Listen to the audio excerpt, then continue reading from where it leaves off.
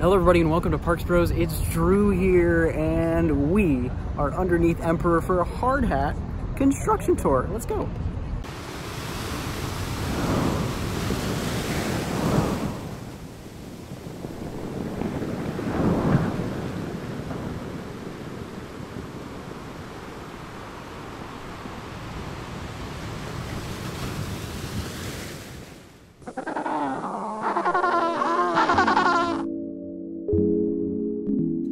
So as of yesterday, SeaWorld San Diego was so gracious to invite us out here at Parks Bros to an awesome construction hard hat tour of Emperor, the brand new dive coaster opening at the park in this spring of 2020. And oh my goodness, after being able to walk under the track and see the site as a whole, I am more excited than ever for this brand new attraction at the park. Now, we were led on this tour by Senior Vice President of Attractions, Mike Deniger, who you can see here. And he's actually going to be interjecting in this video just a little bit to uncover some of those details we have yet to reveal. But oh my gosh, standing underneath this massive 153-foot tall structure is quite menacing and amazing at the same time. But as of right now, Mike is going over all of the brand new stats that we have for the ride, which of course, the first being the 153-foot height that officially makes this coaster the tallest dive coaster in California, as well as the tallest coaster in all of San Diego. Now, of course, once you hit that max height, you'll have to come down towards the ground, and the only way you're going to do that is with a vertical drop that's 143 feet tall. So you will plummet straight down 143 feet and reach speeds of over 60 miles an hour on what will be California's first floorless dive coaster. So that's right, your feet are going to be dangling over the edge of that vertical drop. And I can tell you from experience, it is quite an amazing feeling. But within this 2,411 foot long layout, there are 4 inversions, including an Immelman loop, a hammerhead, a barrel roll, and a flat spin, all of which are in rapid succession and make up the bulk of the ride. But something we did not know about until just recently is the fact that the height requirement for this attraction will be 52 inches. So even some younger thrill seekers will be able to enjoy Emperor when they come to the park. But I gotta say, this structure up close is absolutely breathtaking. And it's hard to even think that they are still going to add foliage as well as other elements in the area to keep it up to that SeaWorld standard. Now, in addition to all of the thrills and excitement of the coaster itself, there will be educational benefits in the queue line as well as in the area all about Emperor penguins, of course, tying back into that name and theme of this brand new dive coaster. And if you're wondering why this dive coaster is named Emperor, well, there's a couple reasons.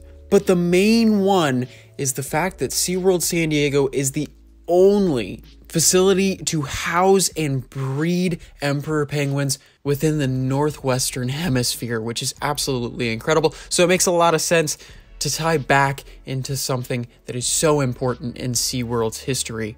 Now you can see us walking underneath the brake run and heading over to the maintenance barn or bay underneath these 2 trains. That's right, there will be 2 trains, each made up of 3 separate rows with 6 seats per row, equaling 18 riders per train.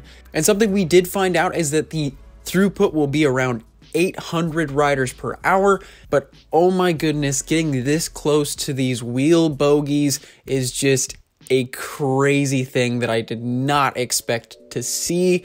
But speaking of things I did not expect to see on this construction tour was the revealing of the train decals, and you can see them here on the front row in the maintenance barn itself, and it looks awesome. It is resembling, of course, an emperor penguin, as it should, and it looks very symmetrical as well as just super colorful, and it adds that splash of yellow that I think this ride was definitely needing, especially if it's representing the most famous penguin in the world. And I gotta say, these trains look really great in person. Now, of course, you can see the 6 across seating here, filled with test dummies. And of course, this means that they are preparing for testing within the near future. I also love the detail, though, of that snow on the sides, of course, alluding to that Antarctic climate that these penguins abide in.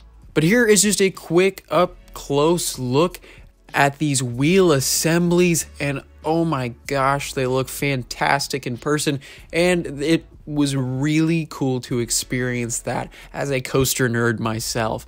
But they were testing the brake fins on the final brake run, as you can see, and here is the main maintenance building as well as station and queue pathway, which is pretty much done in the portions we were walking on, and you will go right underneath that lift hill, which is going to be awesome. And I can't wait to take some pictures of some people heading up that 45-degree lift hill. That's right, it's going to be 45 degrees up and then 90 degrees down. Now you can see me looking off in the distance at a potential building. We'll get to that a little later, but look at that drop. How menacing is that? It looks so cool from there. But here is just a quick look at the bottom of the lift section, which you will be right next to as you're waiting in line. And that is the exit pathway that was just pointed out right there. So there is a main path that will split in two, one having the exit as well as the main queue itself. So here's just a quick look at the station, though, with some poles that are going to be up for some shading. And in addition to those shading elements of the station, there will be umbrellas throughout the queue to make sure you are cooled down instead of having to take on the full force of that California summer sun. Here's just a quick look at that exit queue walking out next to this newly done fence, which is looking great. But again, Emperor really takes on a different shape when you're in this section of the area. And this is stepping into the Emperor Plaza, where you get an amazing view of the Immelman as well as the first drop, and of course, the barrel roll. But Mike is just pointing out right now that they have not finished the main pathway work as of yet to connect the journey to Atlantis Plaza to the Emperor Plaza, and they will be doing that very soon. So as of right now, you can just see it is dirt, but that will be changing fairly soon. But now I'm going to give it to Mike himself to explain something that I thought was very cool about the certain trains on Emperor. The 6 across dive coaster maybe versus the 8 or 10 across dive coaster is that those roll maneuvers you can actually do a little snappier than you can with the wider train. So these twists will actually be a little stronger and have a little more dynamics to them, maybe than some if you've been on a wider dive coaster like we have at Busch Gardens in Tampa or Busch Gardens in Williamsburg.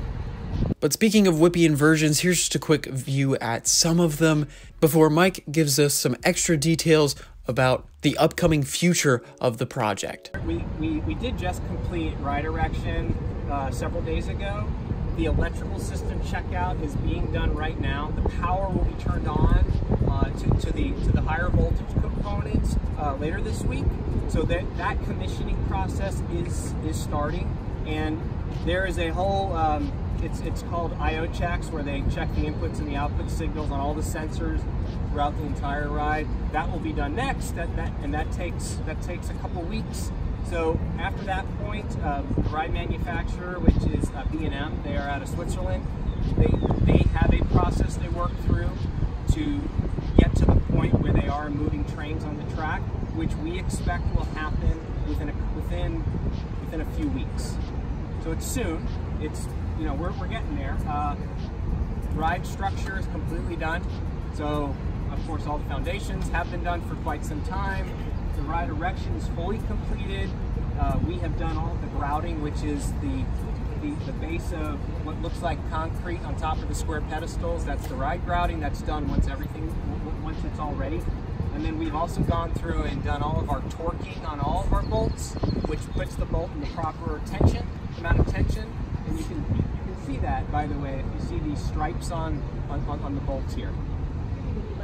Area as you come in here will have landscaping from the connection of the park all the way in the foreground. The fence you see here is what we call our ride restricted fencing. So this is guest area. On the other side is not guest area. And most of the landscaping will be the landscaping as you have seen in our park, and comes in through here and approaches the queue and around the queue. And that is the predominance of it. There's also the main ID sign. We have other educational, graphical pieces that will be positioned on the entry and in this area as well that will kind of pull double duty. They will provide educational messaging about the conservation needs and the work that is done by Penguins International and also by SeaWorld. But they also kind of have double duty that they are thematic pieces in and of themselves also. So after learning about some of the landscape work that they will be doing, as well as the potential progress on testing that may be starting up soon, here are just some nice looks at the Plaza as well as Emperor itself. And I want to give you guys a quick tour of the Plaza itself because there are going to be some very interesting things. First of all, a quick queue kiosk is going to be right there, followed by a photo kiosk for on-ride photos and covered lockers right there, as well as a small merchandise outlet for all of your Emperor merchandise needs. Now, near the end of the tour, we were actually able to walk up close to the track, and it was absolutely amazing to get this close to coaster track. This is something that we never get to do, but I love this little support. It is the most random support I think I've ever seen on a coaster, but look at me go. Boop.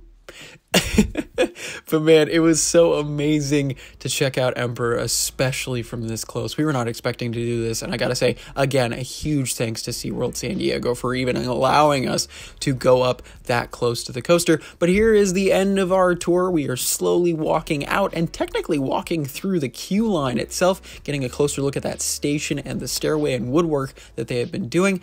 Now I'm going to pause it right here and mention this metal piece right here that you can see sitting on that catwalk. That looks to be like a clearance device that most coasters would use on a pull-through test that should be happening fairly soon with Emperor. But it is very intriguing to know that it's sitting on the catwalk right there. But besides that, we went into the park after our awesome construction tour and enjoyed the park ourselves. Here are some awesome shots from inside SeaWorld San Diego itself of Emperor, and you can see that we're checking out pieces of track and making sure everything is good to go for the future of this project itself. And here's just some shots from Wild Arctic, where it towers above these Arctic rocks with its Antarctic theme, where I think it has a little bit of a juxtaposition to it, but that's all right. Now, something we noticed while on Electric Eel is the fact that they moved that front train over on the transfer and right behind the station. So here is just a close-up shot of that real quick. They did move that transfer over, and I'm just hoping that means there will be a pull-through in the very, very near future. So I hope you enjoyed this awesome construction update as well as Hardhat tour. Thank you so much to SeaWorld San Diego for inviting us out for this awesome event. But look at that drop. Oh my gosh, I can't wait to ride this spring 2020. So it's coming up close. Definitely, you gotta come check it out at SeaWorld San Diego. But if you enjoyed this content, make sure to subscribe because we're gonna have lots more like it. But until next time, we'll see you on the next ride.